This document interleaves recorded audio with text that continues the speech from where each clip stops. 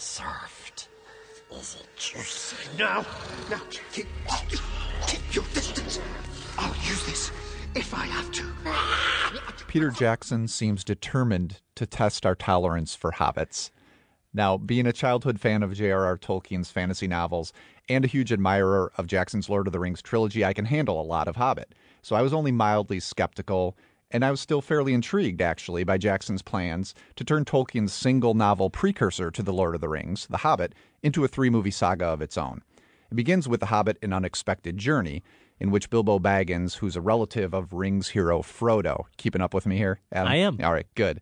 Baggins joins Gandalf the Wizard and a company of dwarves on a quest to retrieve a treasure from a dragon. It's fair to say you weren't beside yourself with anticipation for this movie, Adam. Not that you actively dislike the Rings films. So I'm wondering if Jackson won you over with An Unexpected Journey. Did he convince you that this was a world worth revisiting? Or is there no way I'm going to get you next year to see the sequel, The Desolation of Smaug? Oh, is that really the name? That is the name. No. You haven't looked it up? No. In such excitement? Wow, as if I needed even less reason to anticipate that film. You just told me the subtitle alone puts you off. Might us just play a game of riddles instead? I love games, Josh. Maybe we could just do that? Hey, that's the best scene in the film. Okay, well, we'll get there. We'll see if that's the case.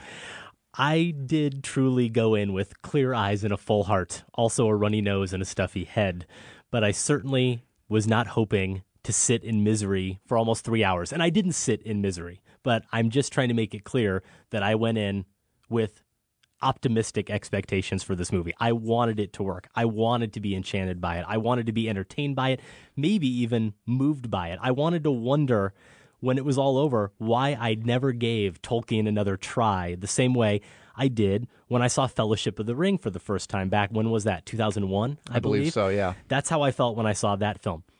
None of those wishes came true. And it's funny because I remember you saying this, and I know other listeners have said it, lots of people commenting on The Hobbit have said something along these lines, that you were excited for the movie, or at least anticipating it with some eagerness, but that you were worried about Jackson's decision to make it into 3 films instead of just 1. And I never really understood why. We didn't talk about it that much, but just because of my ignorance of the source. I knew it was 1 book, but I thought, who knows, maybe there are ancillary mythologies or materials that Jackson would be justified in exploring and expanding. I was going to give him the benefit of the doubt. I didn't think it could be as simple as this is a bad idea because he's stretching 1 book out to 3 movies, and that may result in stretching everything to a point where any real dramatic narrative momentum is untenable.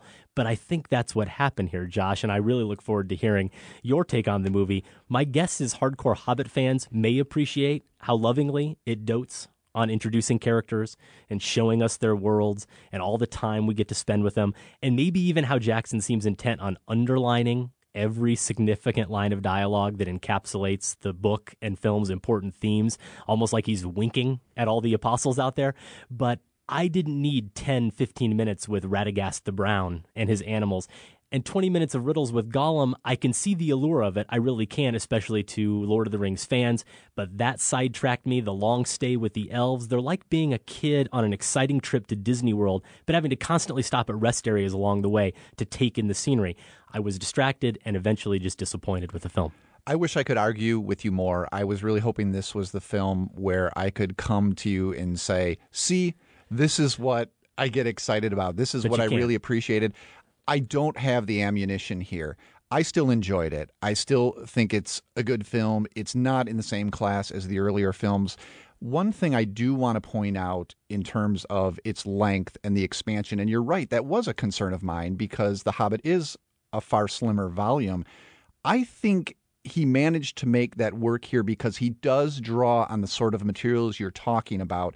And from what I understand, I haven't read the appendices to The Lord of the Rings, but from what I understand, that's where a lot of this extra material comes from. And I think it's actually a good job of including the story of The Hobbit more closely in the narrative of The Lord of the Rings, in the world of The Lord of the Rings, so they all become one giant story in a way that the literature wasn't. So I actually found that to be okay for me. It is long. It does take its time. It does seem to go off with characters in other directions. But if we're all honest with ourselves, the Lord of the Rings films did that too. I don't think the pacing here is too far off. There is a distinction and there is a difference. And to me, it's that the narrative in The Hobbit is a slice of history in this world. And it's sort of a precursor to what is an end-of-the-world crisis in The Lord of the Rings. And so the sense of urgency is necessarily lessened here. There's no way around that. And I felt it. It feels like a lesser film. The pacing feels lesser as well. And so this isn't the movie a Hobbit fan is going to take to a non-Hobbit fan and win them over. It's just not. I still think it's a good film, and I'm going to point to that Gollum section as why. This is an amazing combination of narrative, performance, technology, in that I at least was held enthralled, and maybe it's because I do treasure the book, and it's one of these sequences that I've imagined in my own head for so long, and to see it done well and expanded upon, where there are little touches like Gollum's hand paddling slightly in the water to silently sneak up on Bilbo, things that I didn't think of before but are so right. And the way they sustain this sequence of dialogue, not really action, there's the threat of action, is pretty impressive to me. And I found that pretty amazing. And I also liked seeing Gandalf again. I mean, Ian McKellen's performance here is quite something in a role that could be corny, it could be over the top. He is given those direct lines you're talking about, but that's the kind of film this is.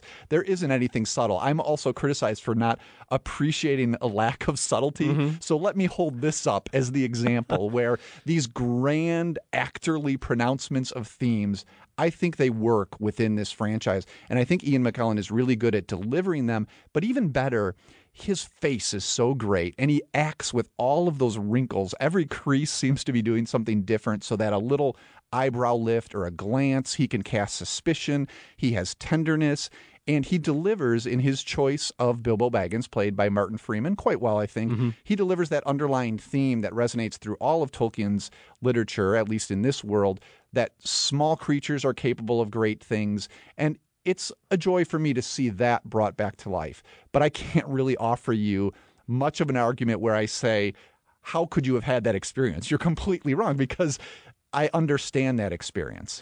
The sense of urgency, also referred to here on Filmspotting as stakes, and they're lacking here. And one of the reasons I think they're lacking gets back to the main character, or who should be the main character, and it's Martin Freeman's Bilbo Baggins. I think he does a fine job. I'm with you on that in terms of his performance. But of course, The Hobbit, the story, isn't about this world. And The Hobbit, the movie, shouldn't be about simply bringing Tolkien's world to life. It's about watching a compelling story. The world comes along with the story, and the story here is about a reluctant warrior. It's about a homesick hobbit discovering his place in the world, about rising above his place in life, figuring out who he is. He doesn't feel like a main character, though, I would say, for most of this movie. It's not till about 65% of the way through that they finally start to really turn the focus on him. And I can understand that to some extent, because there are interesting dwarf characters, and Gandalf is a really fascinating character, and I like McKellen's performance. So I understand getting sidetracked a little bit, but I really feel like it loses its narrative focus and doesn't give us enough attention on Martin Freeman's character. I think you're right there. I think that's completely fair, and that is probably one of the things you lose by stretching this across 3 films. At exactly the point you're talking about, pretty much the end of the movie, Bilbo does step forward and kind of make a decision of what sort of person he's going to be on this adventure. And I'd argue that last 20 minutes are pretty intense in terms of character development and action and the spectacle you get. That was reminiscent to me of the Lord of the Rings films, but it is a problem that it takes that long to get to that point. This is Oakrist, the Goblin Cleaver. A famous blade, forged by the high elves of the West. My kin. May it serve you well.